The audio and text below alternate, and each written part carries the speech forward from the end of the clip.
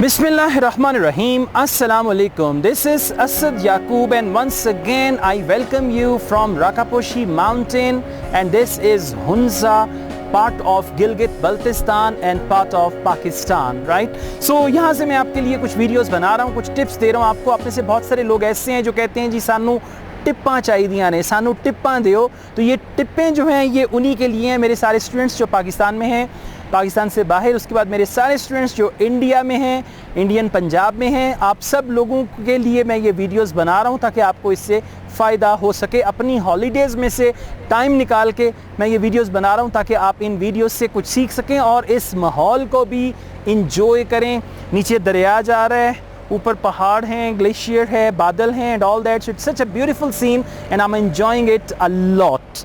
Anyways, let's take a start. अब मैं आपको कुछ टिप्स दूंगा, आईएलटीएस रीडिंग एग्जाम टिप्स। अब ये वो टिप्स हैं जो एग्जाम में आपके काम आएंगी ਜਦੋਂ ਤੁਸੀਂ बैठ जाओगे एक्चुअल आईएलटीएस टेस्ट देने के लिए।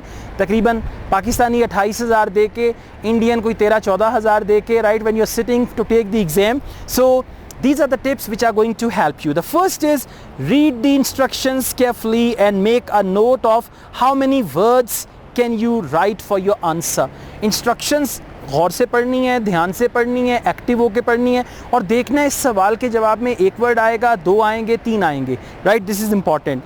Then don't waste time trying to find one answer. Just move on to the next question. बात का क्या होता है, आप एक क्वेश्चन के साथ फंस जाते हैं। फंसने से मुराद ये है कि सवाल का जवाब नहीं मिल रहा और आपको टेंशन हो रही है, आपका टाइम भी उस पर ज़ाया हो रहा है, आप लगे हुए हैं, ढूंढ रहे हैं, हिम्मत कर रहे हैं, कोशिश कर रहे हैं सवाल का जवाब मिल जाए, अच्छा क्या होगा, कहाँ होगा, लेकिन कुछ बन नहीं पड़ता। तो उस सवाल को इंसर्कल करके बड़ा सा छोड़ दें कि अच्छा मैं बाकी का टेस्ट कर लूँ, फिर मैं इस पर वापस आऊँगा। याद रखिएगा, जिस क्वेश्चन का आंसर नहीं मिल रहा वो क्वेश्चन आपको कंफ्यूज करेगा, वो आपको नर्वस करेगा, वो आपको एक वरीसम स्टेट ऑफ माइंड में लेके जाएगा। आप सोचेंगे कि इसका जवाब मुझे क्यों नहीं मिल रहा और अभी तो ये पहला ही सेक्शन है, आगे चल के क्या होगा। तो ऐसा घबराने की ज़रूरत नहीं है। पता है क्या होता है, रीडिंग में जितने भी क्वेश्चंस हैं उसके सेट होते हैं। आप एक सेट ऑफ क्वेश्चंस करेंगे और एक सेक्शन में कम से कम 3 सेट्स ऑफ क्वेश्चंस होते हैं। तो आपने क्या करना है, आपने एक सेट ऑफ क्वेश्चन में अगर कोई आंसर नहीं मिल रहा उसको अंडरलाइन कर लें, सवाल ज़हन में रख लें, अगले सेट पे आ जाएं। अगले सेट को करते हुए अगर पिछले के बारे में क्लू मिल जाए तो फ़ौरन जाके उसको कर लें। और फिर वैसे भी एक सेट करने के बाद आपकी अंडरस्टैंडिंग और बेहतर हो जाएगी, पैसेज से आप फेमिलियर हो जाएंगे तो आंसर करना आपके लिए आसान हो जाएगा। ठीक हो गया, समझ आई। निम्मी निम्मी जी धुप लगन लगी है, बादल हैं आसमान पे और बहुत खूबसूरत सीन है। ये सारे सीन्स मैं आपको भी दिखाता हूँ साथ साथ। उसके बाद keep your I on the clock. Clock पे टाइम पे अपनी आंख रखें। इसका मतलब ये नहीं है कि तुसी क्लॉक ही वेखी जा रहे हो, टेस्ट कर ही नहीं रहे। मतलब ये कि हर 5 मिनट बाद, 10 मिनट बाद, 15 मिनट बाद क्लॉक को देखें, अपने आप को देखें। अच्छा जी, टेस्ट शुरू हुआ था 1 बजे। रीडिंग का टेस्ट आम तौर पे ना वो ओ क्लॉक पे शुरू करते हैं ताकि कैंडिडेट्स को प्रॉब्लम ना हो। अगर ओ क्लॉक पे आपका टेस्ट शुरू हुआ, 1 बजे टेस्ट शुरू हुआ, आपने देखा अच्छा जी अब 1:10 हो गए हैं और मेरा पहला सेक्शन चल रहा है, बस 3-4 क्वेश्चंस रह गए हैं। अब 1:20 हो गए हैं और मैं दूसरा सेक्शन कर रहा हूँ, ठीक हो गया। अच्छा, 1:30 हो गए हैं और अब जो है मैं दूसरे सेक्शन को ख़त्म करने की कोशिश कर रहा हूँ। 1:45 हो गए हैं, मैं तीसरा सेक्शन कर रहा हूँ और मैंने 2 सेक्शंस के आंसर्स जो हैं वो ट्रांसफ़र कर लिए हैं। 1:55 हो गए हैं और मेरा तीसरा सेक्शन भी तकरीबन ख़त्म होने वाला है और मैंने सारे आंसर्स जो हैं वो ट्रांसफ़र अब तक जितने मैंने ढूंढ लिए हैं वो मैंने ट्रांसफ़र कर लिए हैं। अब 1:58 हो गए हैं। अच्छा जी, तुक्के भी ला लेने, ਜਿਹੜੇ हो गए वो कर लेने, ਜਿਹੜੇ नहीं होए वो तुक्के भी ला लेने। आंसर शीट मेरी बिल्कुल तैयार है। 1:59 हो गए हैं और पूरा जब 2 बजेंगे तो वो आपको कहेंगे स्टॉप। और जब वो आपसे कहें स्टॉप, एक चीज़ याद रखिएगा, आईएलटीएस एग्ज़ाम के दौरान एग्ज़ामिनर के साथ और इन्विजिलेटर के साथ किसी किस्म की कोई बदतमीज़ी नहीं करनी, किसी किस्म का उनके सामने अकड़ना नहीं है, वरना वो आईएलटीएस के लिए आपको बैन कर देंगे। ठीक है, आपका रिज़ल्ट लेट कर देंगे, आपको आईएलटीएस टेस्ट के लिए डिसक्वालीफाई कर देंगे फॉर लाइफ। तो ये ज़हन में बात रखिएगा कि टेस्ट दोबारा दे दें, ठीक है, लेकिन आपने उनके सामने अकड़ना नहीं, बदतमीज़ी नहीं करनी। कोई कंप्लेंट है तो आप बाद में वो कंप्लेंट कर सकते हैं, किसी भी तरह की टाइपिंग करके आप जो उनकी अथॉरिटीज़ हैं उनको आप कोई कंप्लेंट दे सकते हैं, लेकिन वहाँ पे बैठ के, और उससे क्या होता है आपका मूड का सत्यानाश हो जाता है। मेरी एक स्टूडेंट थी, रीडिंग में उनको थोड़ा सा इशू हुआ, उन्होंने एग्जामिनर के साथ यानी इन्विजिलेटर के साथ थोड़ा आर्ग्यू किया, उस चीज़ को लेके थोड़ा आर्ग्यू हुआ उनका और उनको थोड़ी टेंशन पड़ गई और उसका रिज़ल्ट क्या निकला कि उसके बाद जो उनका राइटिंग का टेस्ट था वो उसको अच्छे तरीके से नहीं कर पाएँ, क्योंकि आपके मूड जो है ना, मूड और इतना प्रेशर होता है आइल्स का टेस्ट करते हुए, दिमाग में चल रहा होता है जी मैंने पाकिस्तानी 28,000 दिए हैं, इंडियन 14,000 रुपया दिया हुआ है टेस्ट देने के लिए, इससे पहले भी टेस्ट दे चुका हूँ, बैंड नहीं आया, अब टेस्ट कर रहा हूँ, अब क्या बैंड आएगा, आज तो टेस्ट भी आसान आया, मुश्किल आया, क्या, बहुत सारे प्रेशर के एलिमेंट जो है ना वो आपके ऊपर चल रहे होते हैं, तो उसमें आप ये टेस्ट दे रहे होते हैं। तो थोड़ा सा अपने आप को काम रखें, अपने आप को टेंशन फ्री रखें और एग्जामिनर से किसी किस्म का भी पंगा मत लें, क्लॉक पे नज़र रखनी है।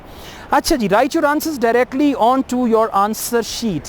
आंसर शीट पे आंसर लिख लें और क्वेश्चन बुकलेट जो है ना वहाँ पे कोई क्रॉस या टिक लगा दें कि इसका मुझे आंसर मिल गया। अब फ़र्ज़ करें आपको क्वेश्चन नंबर 1 का आंसर मिला, क्वेश्चन बुकलेट पे क्वेश्चन नंबर 1 के आगे टिक लगा दें, आंसर डायरेक्ट लिखें आंसर शीट पे, क्योंकि रीडिंग में आपको एक्स्ट्रा टाइम नहीं मिलेगा और रीडिंग में वही आंसर्स काउंट होंगे जो आपने आंसर शीट पे लिखे हैं, अलग से कोई भी आंसर काउंट नहीं होगा।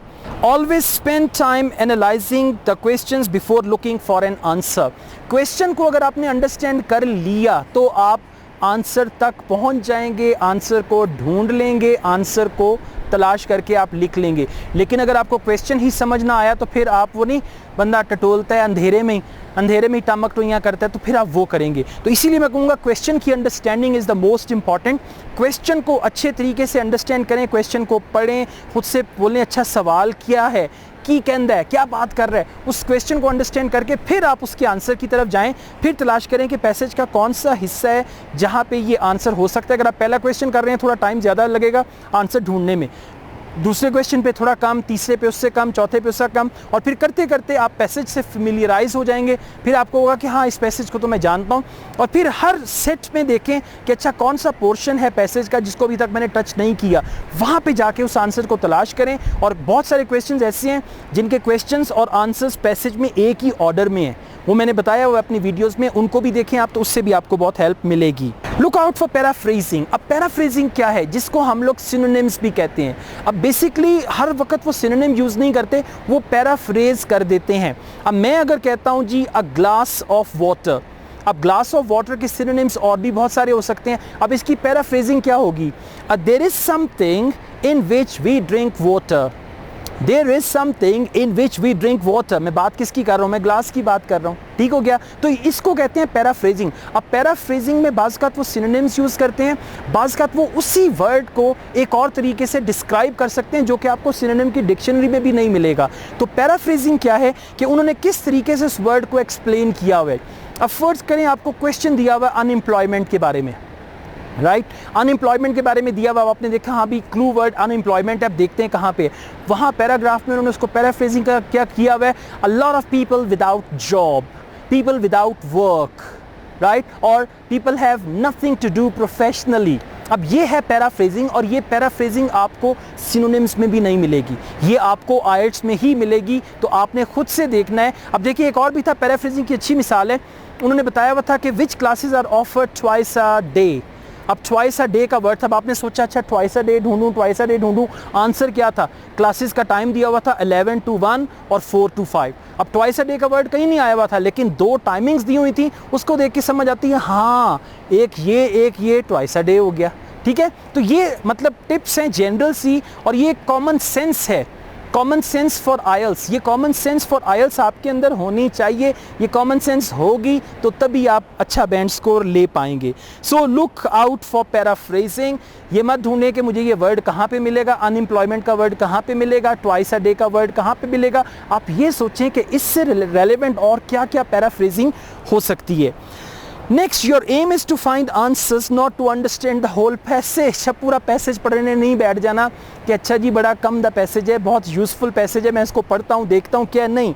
Your purpose is just to find the answer. तो स्किमिंग, स्कैनिंग, रीडिंग, ये तीन चीज़ें मैं आपको पहले भी बता चुका हूँ। सबसे पहले पैसेज को स्कैन करें, और स्कैन करते हुए जहाँ पे आपको लगे कि यहाँ पे आंसर है वहाँ पे आप उसको स्किम करें। स्किम से मुराद है जल्दी जल्दी पढ़ें, स्किम से मुराद स्कैन करना नहीं है। स्कैन तो होता है बस आप देख रहे हैं कि रेलेवेंट इन्फॉर्मेशन कहाँ पे मिलेगी, फिर आप स्किम कर रहे हैं कि वो पोर्शन कहाँ पे है इस इन्फॉर्मेशन का, आप उसको स्किम करें। और जब स्किम करके आप एग्जैक्ट जगह पे पहुँच जाएं तो फिर आप उसको केयरफुली रीड करें, you will be able to find the answer. मौसम बहुत अच्छा हो रहा है और बहुत मज़ा आ रहा है, बादल हैं, उसके बाद ग्लेशियर है, फिर ये दरिया है, ये खूबसूरत मंजर है, और मैं खड़े होकर आपसे बात कर रहा हूँ, मुझे बहुत अच्छा लग रहा है। It is recommended to use all capital letters for your answers. IELTS listening की तरह रीडिंग की भी जो आंसर शीट है उसमें आपने जितने भी आंसर्स लिखने हैं सबके लिए कैपिटल वर्ड्स यूज़ कर सकते हैं, capital letters, sorry not words, capital letters आप यूज़ कर सकते हैं और कैपिटल लेटर्स ही यूज़ करें। बाज़ का स्मॉल लेटर में ना आप ई लिखते हैं वो लगता है सी लिखा हुआ है, ठीक है, डी लिखते हैं लगता है बी लिखा हुआ है, तो इस तरह ना कन्फ्यूजन हो जाती है। तो बेहतर है ऑल कैपिटल लिखें, जितने भी लेटर्स हैं सब के सब कैपिटल लिखें, रीडिंग पे भी आंसर शीट पे और लिसनिंग में। लेकिन रीडिंग में एक चीज़ का ख्याल रखिएगा, अगर आप ट्रू फॉल्स नॉट गिवन कर रहे हैं, ट्रू का पूरा ट्रू लिखना है तो ऑल कैपिटल, अदरवाइज सिर्फ टी कैपिटल, फॉल्स का एफ कैपिटल, नॉट गिवन का एन जी लिख दें या नॉट का एन कैपिटल और जी कैपिटल। इसके अलावा जहाँ पे लिस्ट ऑफ हेडिंग्स में रोमन नंबर्स हैं वो रोमन नंबर्स पूरे पूरे लिखें। लाइक नंबर 1 आई होता है, 2 आइज़ होता है, 2 3 आइज़ होता है, 3, तो आप उसको एग्जैक्टली वैसे ही लिखें। Thank you very much. अगर आपको ये वीडियो पसंद आई हो तो इस वीडियो को लाइक करें, मेरे इस चैनल को सब्सक्राइब करें और डेफिनेटली कमेंट भी करें। बताएं मुझे कि आप मुझसे और क्या चाहते हैं, तुसी मेथों होर की चाहते हो, दसो मैनू, ताकि मैं तुहाडी चाहत के मुताबिक वीडियोस बना सकूं। आपकी जो चाहत है, जो आप चाहते हैं, उसके मुताबिक मैं आपके लिए काम कर सकूं। Thank you very much. इसके अलावा मैं ऑनलाइन आइल्स की क्लासेस भी प्रोवाइड करता हूं। अगर आप में से कोई मुझसे ऑनलाइन आइल्स की तैयारी करना चाहें तो मेरा व्हाट्सएप का ये नंबर दिया हुआ है, इस पर आप मुझसे कॉन्टैक्ट कर सकते हैं। From Hunza, Rakaposhi Mountain, Asad Yaqub wishes you all the best. Take care. Allah Hafiz.